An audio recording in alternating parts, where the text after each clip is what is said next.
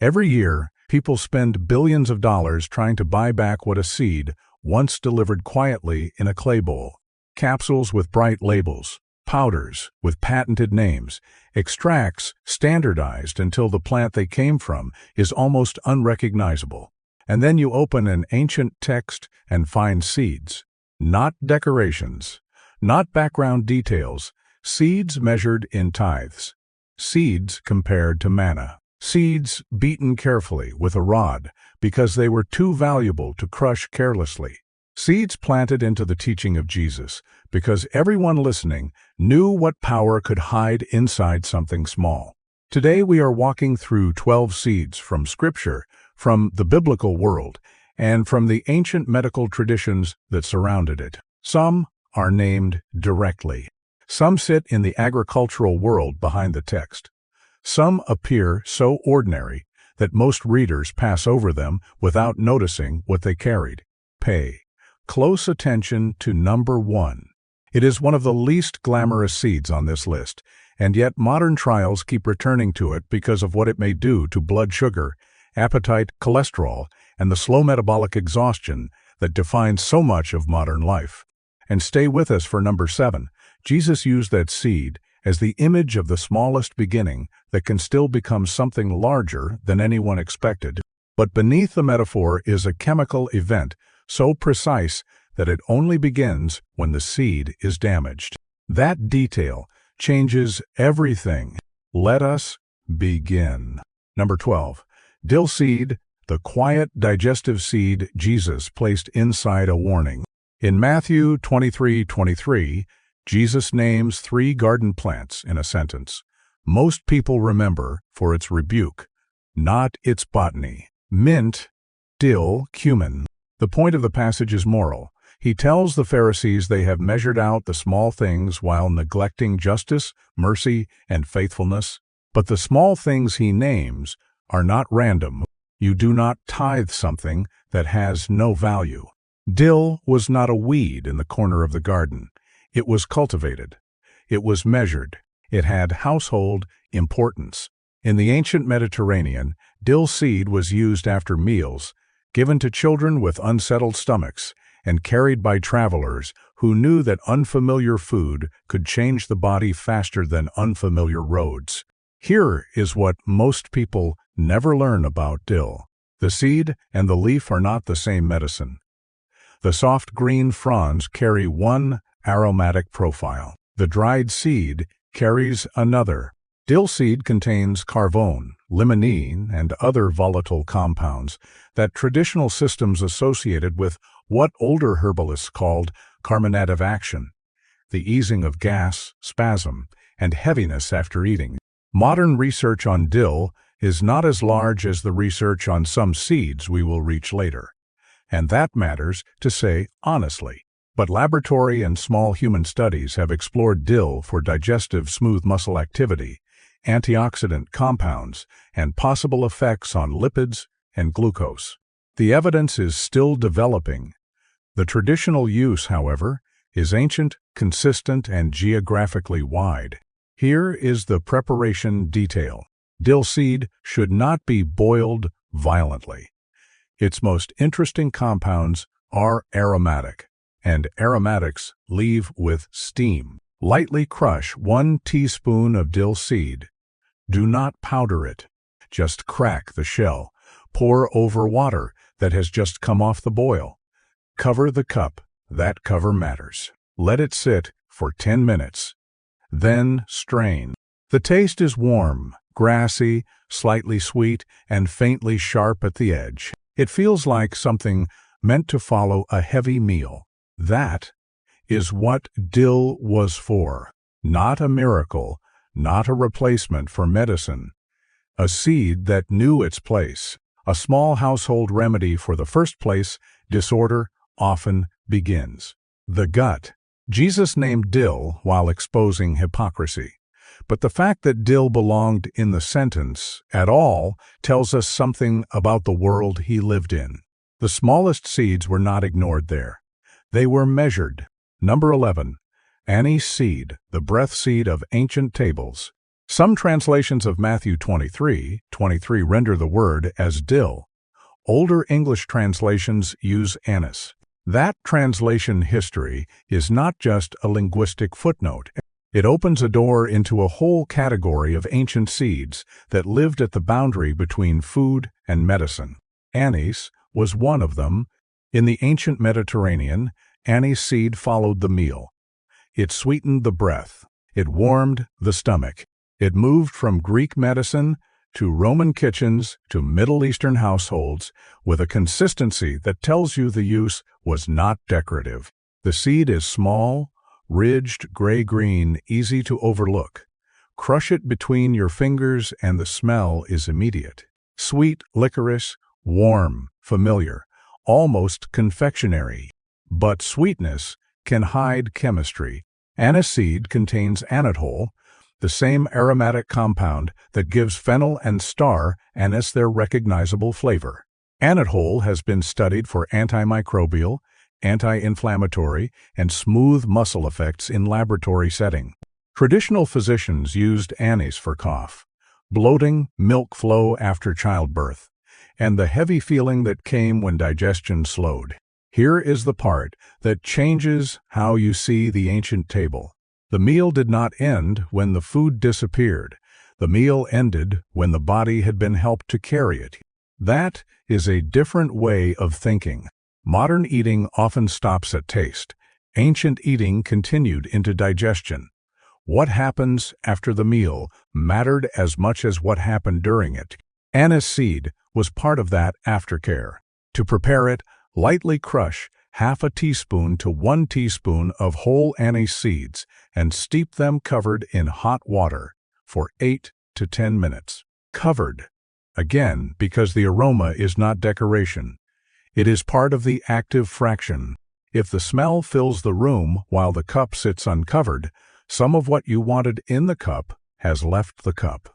That is the problem with many modern preparations. We think fragrance means success. Sometimes, fragrance means loss.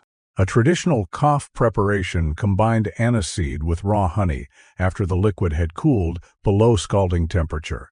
Not boiling, not overheated. Warm enough to carry the seed, cool enough to protect the honey. Number 10. Sesame seed, the oil seed of endurance.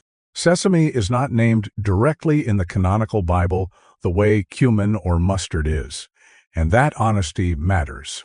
But sesame lived in the world of the Bible.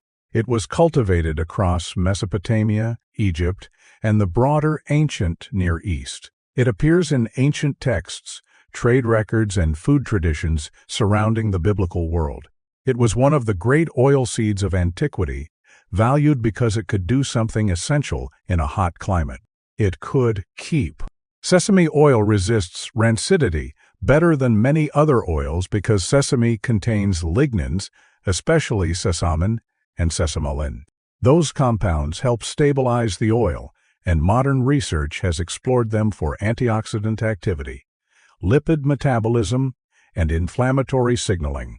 The ancient world did not have the word antioxidant. They had storage jars.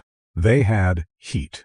They had the experience of opening one oil and finding it spoiled, then opening sesame oil and finding it still usable. That kind of observation becomes tradition. Tradition becomes trade. Trade becomes value. Here is what most people miss about sesame. The white sesame seed in a modern bun is often hulled. The outer coat has been removed for texture, color, and softness, but the hull carries minerals and fiber. Black sesame, unhulled sesame, and whole sesame pastes preserve more of the seed's original architecture. Processing makes the seed easier to sell. It does not always make it more alive. Sesame seeds contain calcium, magnesium, copper, and lignans that have been studied in relation to blood lipids and oxidative stress. Some clinical studies have found modest improvements in cholesterol markers when sesame or sesame preparations are used consistently, though results vary depending on dose, form, and the person being studied. Traditional tahini preserves a dense seed paste. Ground sesame releases the oils and makes the minerals more accessible than swallowing whole seeds that may pass through partially intact. A simple ancient-style preparation is 1 tablespoon of tahini stirred with warm water, lemon, and a small pinch of salt until it turns pale and creamy. The transformation is almost immediate. Thick paste becomes smooth sauce. Dense seed becomes something the body can receive. The taste is nutty, faintly bitter, grounding. Sesame teaches a lesson most supplement labels avoid. Stability matters. The ancient world did not only ask what a plant could do in the body, it asked whether the plant could survive the journey, the season, the heat, the waiting. A medicine that spoils before you need it is not yet medicine. Number 9. Pomegranate seed. The sacred seed most people spit out. When Moses describes the promised land in Deuteronomy, pomegranate stands among the 7 foods named with precision. Not fruit in general, pomegranate.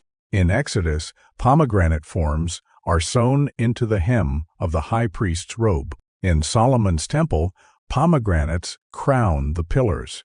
In the Song of Solomon, the fruit becomes an image of beauty, abundance, and hidden richness.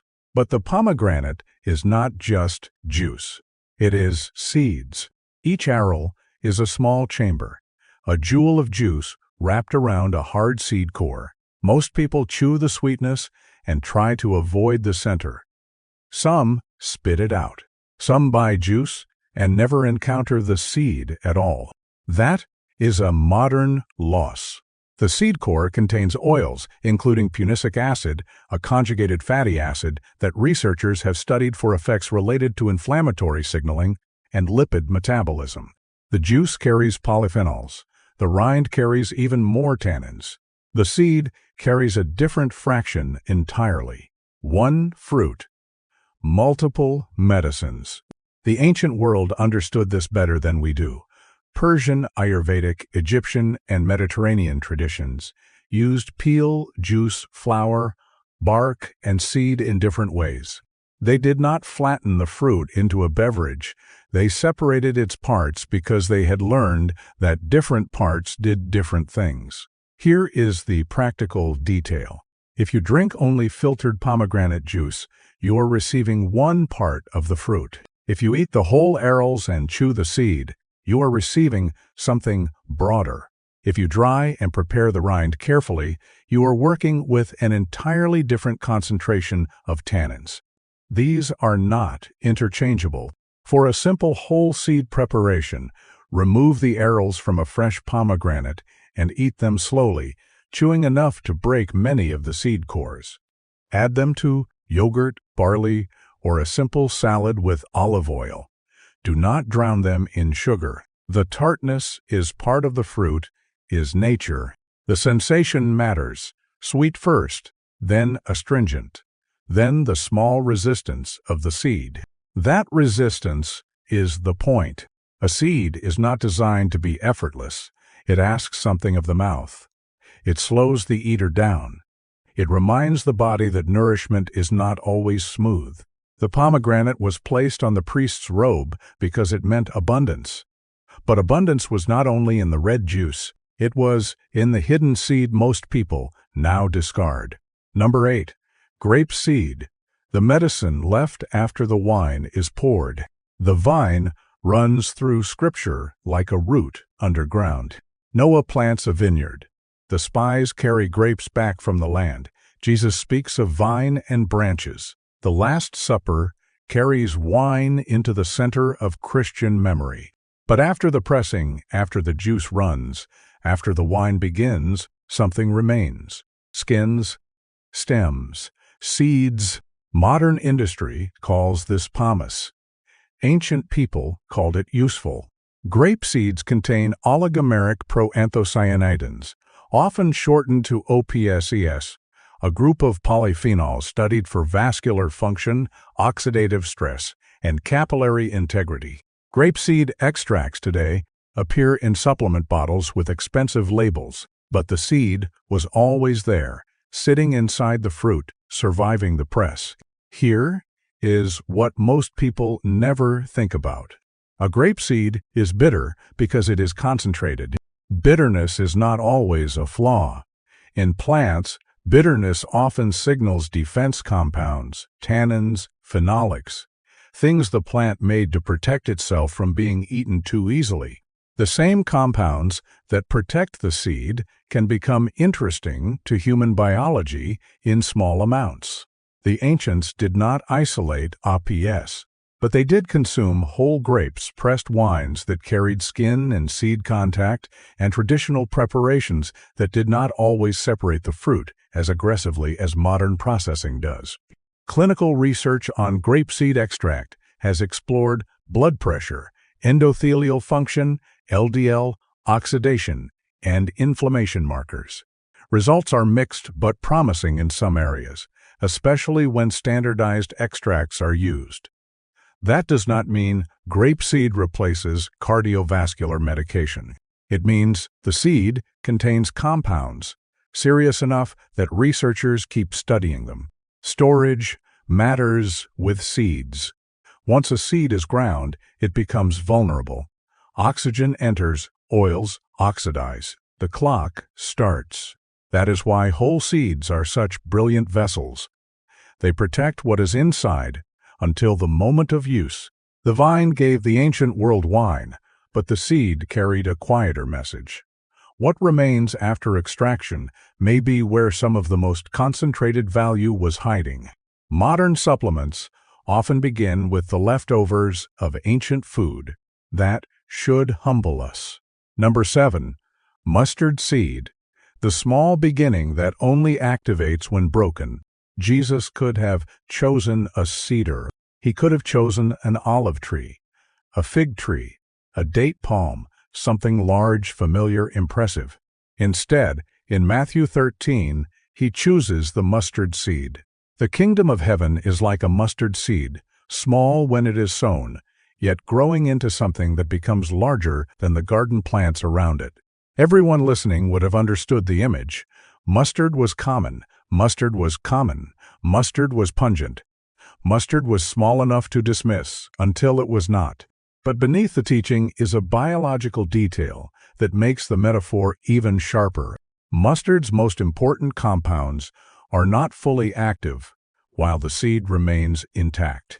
They are stored separately. The seed contains glucosinolates, including sinigrin in black mustard, and an enzyme called myrosinase. As long as the seed is whole and dry, they remain apart. Crush the seed, wet it, damage the structure. Then the enzyme meets the compound and produces isothiocyanates, including allyl isothiocyanate, the source of mustard's sharp heat. The medicine begins when the seed is broken. Modern physiology can describe part of the mechanism. Allyl isothiocyanate irritates local tissue in a controlled way, increasing blood flow and creating that unmistakable heat. Research on mustard family compounds also explores cellular defense pathways, antioxidant responses, and inflammatory signaling. But the preparation matters more than almost anyone says. Heat can deactivate myrosinase. If you cook mustard seed too aggressively before the enzymatic conversion happens, you may reduce the very reaction that makes the seed powerful. That is why traditional mustard paste is made with crushed seed and cool liquid first. The seed is damaged. Water enters, chemistry begins. Only then does flavor become medicine. To prepare mustard in a way that respects that chemistry, grind whole mustard seed and mix it with cool water or vinegar. Let it sit for 10 minutes before using. For food, a quarter teaspoon to a half teaspoon is enough to feel the warmth. For external mustard plasters, traditional methods diluted mustard heavily with flour and protected the skin with cloth, because straight mustard can burn. That warning matters. Powerful plants deserve boundaries. The mustard seed is not gentle because it is small. It is concentrated because it is small. That may be why Jesus chose it. Not because small things are cute, because small things can contain a force completely disproportionate to their appearance.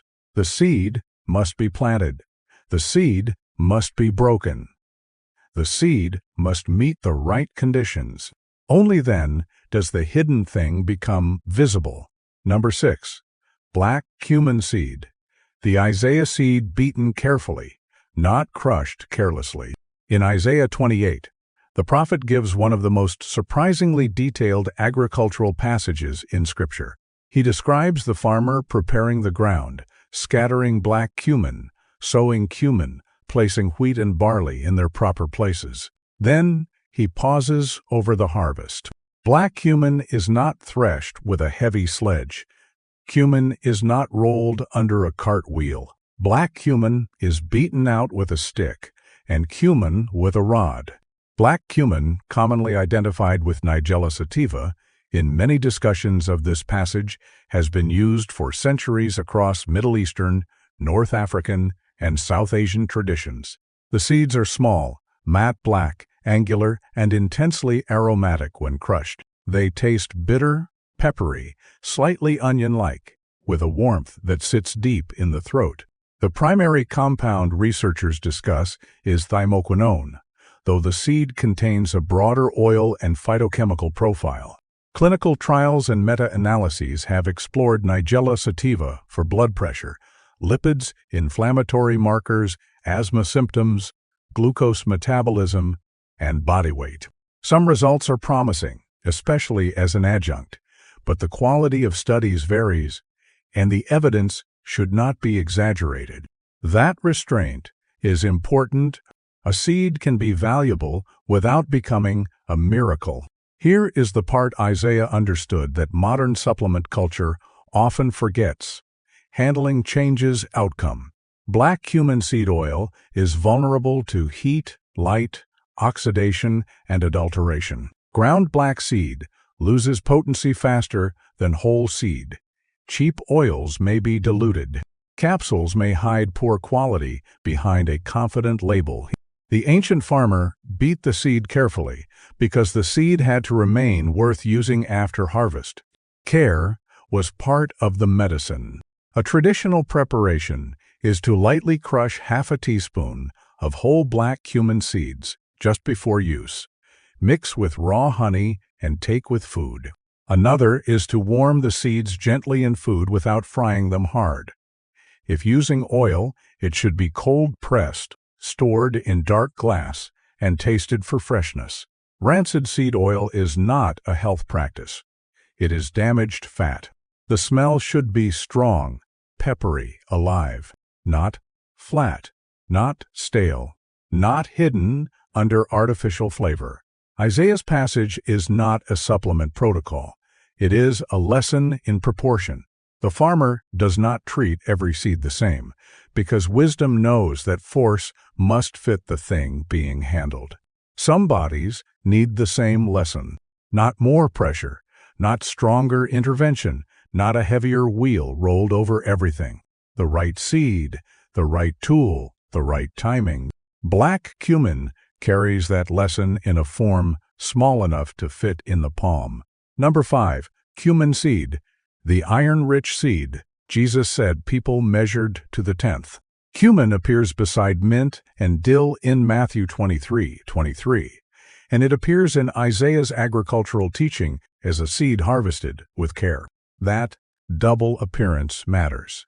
Cumin belonged both to the kitchen and to the field, both to the household and to the moral imagination of Scripture. It was common enough for ordinary people to tithe, but valuable enough to be handled deliberately. Ancient medicine used cumin for digestion, appetite, coldness in the stomach, infection resistance, and weakness. Egyptian, Greek, Roman, Indian, and Middle Eastern traditions all used it. Modern studies have explored cumin for blood sugar, cholesterol, body weight, digestion, and antimicrobial activity. Some clinical trials using cumin powder have reported improvements in fasting blood glucose and lipid markers, though the results depend on population, dose, and study design. The honest conclusion is not that cumin replaces medication. It is that a seed treated as ordinary for thousands of years contains compounds worth studying seriously. Here is what most people do wrong. They buy cumin already ground. Then it sits in a clear bottle under light near the stove for months, sometimes years. By the time it reaches the food, much of the aromatic fraction has faded. It still tastes vaguely like cumin, but it is not the same seed the ancient world used. Whole cumin seed is different. Toast it lightly for 60 to 90 seconds in a dry pan, just until the aroma rises. Then stop. Do not burn it. Crush or grind it after toasting, not months before. The smell should be warm, earthy, slightly smoky, and immediate. That immediacy is the point. For a simple digestive preparation, lightly crush 1 teaspoon of whole cumin seed. Steep in hot water for 10 minutes covered. Then strain. Add lemon and a pinch of salt if using after a heavy meal. The flavor is savory and grounding, not sweet, not fashionable, but deeply useful. The ancients often used cumin with coriander and fennel because digestion was not seen as one mechanism. It was seen as a sequence: warming, moving, settling, absorbing. Modern science separates compounds. Ancient practice arranged relationships. That may be one reason traditional food often works better than isolated supplements. The kitchen understood combinations long before the laboratory named mechanisms. Jesus used cumin as an example of people obsessed with measuring the small while missing the weighty. But the seed itself was not meaningless. It was meaningful enough to measure. The warning is not that small things do not matter. The warning is that small things must serve the larger truth. Number 4. Coriander seed, the manna comparison hiding in plain sight. In Exodus 16:31, manna is described as being like coriander seed. That is easy to read past. But ask why the comparison worked. The writer expected the audience to know coriander seed immediately. Small, round, pale, familiar in the hand, familiar enough that a miracle could be described by reference to it. That means coriander was not exotic to the biblical world. It was woven into ordinary life. Coriander seed has been found in ancient Egyptian contexts. It appears in Greek, Roman, Ayurvedic, and Middle Eastern medical traditions. It was used for digestion, urinary complaints, anxiety, appetite, and the unsettled stomach that follows poor food, hard travel, or stress. Here is the detail most people miss. Coriander leaf and coriander seed are almost different medicines. The leaf, known to many as cilantro, carries aldehydes that create its sharp green flavor. The seed carries linalool and other volatile compounds with a warmer, citrusy profile. Traditional healers did not treat them as interchangeable. The seed belonged especially to digestion, calming, and metabolic support. Modern research has explored coriander seed for blood glucose, lipids, oxidative stress, and digestive symptoms. A recent randomized trial in people with type 2 diabetes reported improvements in several glycemic and lipid markers with coriander seed supplementation, though it was small and should be seen as preliminary. Earlier work also points toward possible effects on insulin secretion and oxidative stress. But more controlled trials are needed. To prepare coriander seed water, lightly crush 1 teaspoon of whole seeds. Soak them in room temperature water overnight, 8 to 12 hours. Then strain and drink before a heavy meal. The cold steep preserves aromatic compounds that aggressive boiling can drive off. The liquid is faintly golden, softly citrus, almost floral. It does not taste like medicine in the modern sense. It tastes like something meant to make the stomach remember how to be calm. There is another preparation, gently toasted coriander seed, ground fresh and added to soups, lentils, or grains. This matters because the ancient diet was heavy in legumes and coarse grains, foods that nourish but can burden digestion. Coriander helped carry that burden. The manna comparison is not medical instruction, but it tells us what was common, trusted, and known. A miracle was described in the language of a seed. That should make us slow down, because sometimes Scripture does not explain the plant. It simply assumes the people already understand it. Number 3.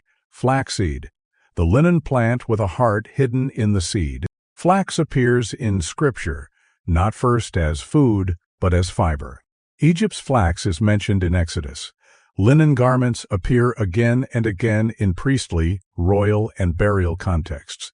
Proverbs praises the woman who seeks wool and flax and works with willing hands. The plant clothed bodies before modern readers ever thought to eat its seed, but the seed was there. Small, glossy, brown, or golden, flaxseed carries one of the richest plant sources of alpha-linolenic acid, an omega-3 fatty acid. It contains soluble fiber, insoluble fiber, and lignans, especially sacchoisolaricyresinol diglucoside, which the gut converts into enterolignans. Here is the mistake most people make. They swallow flaxseed whole. Whole flaxseed can pass through the digestive tract, with much of its interior protected by the seed coat. That makes it useful as roughage, but it limits access to the oils and lignans inside. Grinding changes the seed. It opens it. But once opened, flax becomes fragile. The same oils that make it valuable also oxidize.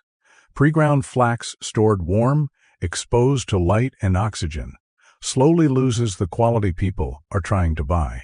The ancient solution would have been obvious: grind close to use. Modern research on flaxseed is substantial compared with many seeds. Clinical trials and meta-analyses have explored flaxseed for blood pressure, LDL cholesterol, inflammation markers, constipation, and metabolic health. Some analyses suggest meaningful reductions in blood pressure in people with hypertension, especially with consistent use over weeks or months. Other effects are modest and vary by dose and form. Again, the form matters. Whole seed is not ground seed. Ground seed is not oil.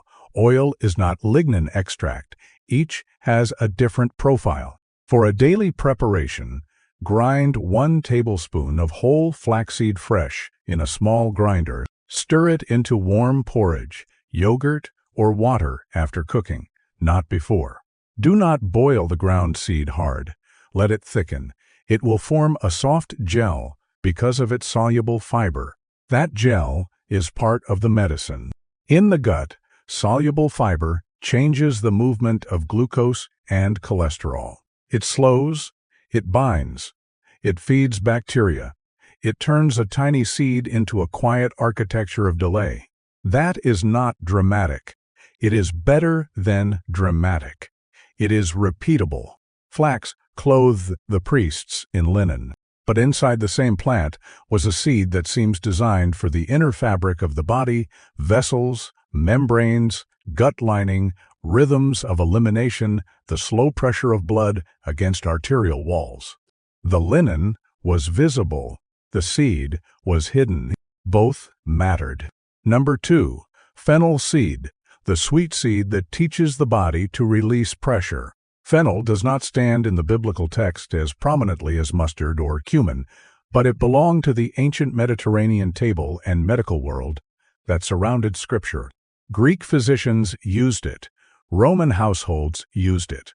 Middle Eastern and Indian traditions carried it forward. And for centuries, fennel seed occupied a specific place after meals, during nursing, in cough preparations, and whenever the abdomen felt tight, swollen, or unwilling to release what it held. The seed looks modest, pale green to tan, ribbed, slightly curved. But crush it and the scent rises immediately. Sweet, licorice-like, softer than anise, warmer than mint. The main aromatic compound is anatole, along with fenchone, estragol in small amounts, and other volatile oils. Research has explored fennel for gastrointestinal spasm, infant colic preparations, menstrual discomfort, and menopausal symptoms, though evidence varies and safety depends on dose, extract, and population. Here is what fennel does in the old language. It moves wind. That phrase sounds primitive until you have experienced the modern version: bloating, trapped gas, abdominal pressure, the strange fatigue that comes when the gut is distended and the nervous system reads it as threat. Ancient people did not need a microbiome diagram to know that pressure inside the body changes the whole person.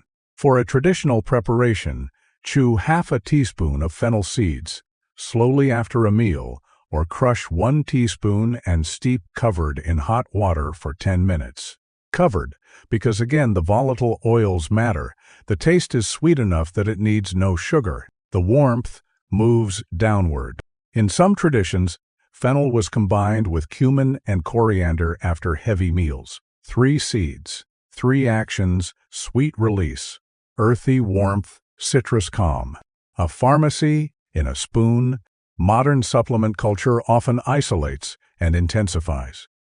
Ancient food culture often combined and moderated. That may be safer. It may also be wiser. Fennel's lesson is not that every discomfort requires a stronger intervention. Sometimes the body needs permission to release pressure it is already trying to release. A small seed after a meal was not superstition. It was daily maintenance.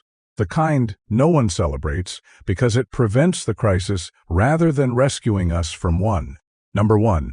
Fenugreek seed, the bitter seed, modern metabolism keeps forcing researchers to revisit. Fenugreek is not named directly in the Bible, and that needs to be said clearly. But fenugreek belongs to the ancient world of Scripture. It was used in Egypt, the Near East, Greece, Rome, and India. It appears in ancient medical traditions that overlapped the biblical world through trade, food, childbirth, animal care, and household medicine. It is one of those seeds that lived close enough to the biblical table that ignoring it would give us a less honest picture of ancient seed medicine. And it may be the most important seed on this list for the modern body. Not because it is glamorous, because it is bitter. Fenugreek seed is hard, angular, yellow-brown, with a smell somewhere between maple syrup, celery, and burnt sugar. Its bitterness is immediate. Not pleasant at first, not fashionable. Not the kind of flavor a wellness brand would invent if it were designing for comfort. But bitter seeds often speak to digestion and metabolism. Fenugreek contains soluble fiber, especially galactomannan, which forms a thick gel in water. It contains steroidal saponins, alkaloids including trigonylene, and an unusual amino acid called 4-hydroxyisoleucine, studied for effects on insulin secretion and glucose metabolism. That is why modern trials keep returning to it.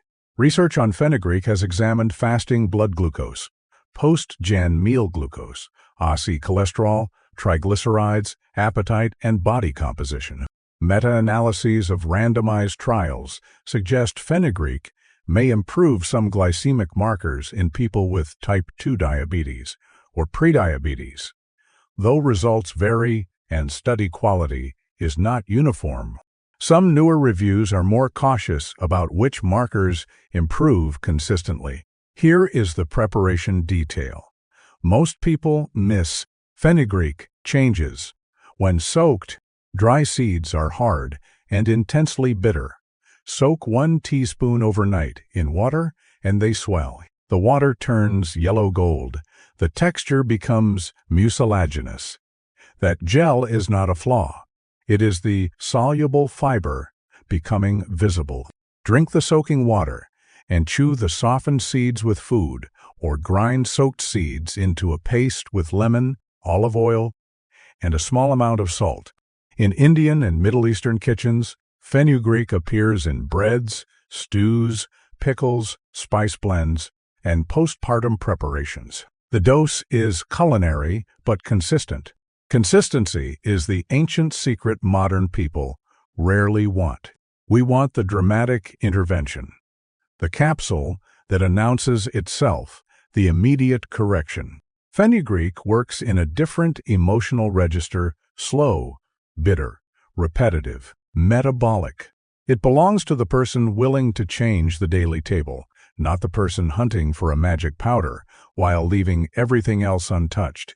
It slows the meal, thickens the liquid, changes the glucose curve, reminds the tongue that food was not always engineered to disappear effortlessly. Of all the seeds on this list, fenugreek may be the one modern bodies resist most. That resistance may be the lesson. A final word on seeds and the supplement illusion. There is a principle running beneath every seed we have named. A seed is protected until it is prepared. That is where modern wellness often fails. It sees the compound and forgets the seed.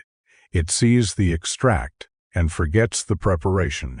It sees the clinical trial and forgets the kitchen that made the compound available in the first place.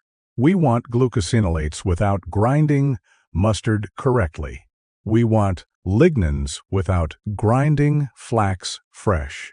We want thymoquinone from black seed oil without asking whether the oil is fresh, cold-pressed, protected from light, or already oxidized. We want fenugreek's metabolic effects without tasting bitterness. We want the mechanism without the discipline. The ancient world did not separate those things. It knew that how you handle a seed determines what the seed becomes in the body. The farmer in Isaiah did not thresh every crop the same way. The household in Matthew did not treat mint, dill, and cumin as worthless because they were small. The wilderness text did not compare manna to coriander seed because coriander meant nothing. Jesus did not choose mustard seed because smallness was sentimental. He chose it because everyone knew that smallness could hide force. That is what seeds still teach. Small does not mean weak. Ancient does not mean primitive. Bitter does not mean bad. And processed does not always mean improved. There is a question worth sitting with after this video ends. If the most active parts of many seeds are released only when we crush them at the right time, soak them long enough, protect them from heat, chew what we were taught to discard, and accept flavors modern food has trained us to avoid, then how much medicine have we lost not because the plants disappeared, but because our preparation did? Maybe the answer is not another supplement. Maybe the answer is a seed handled with respect.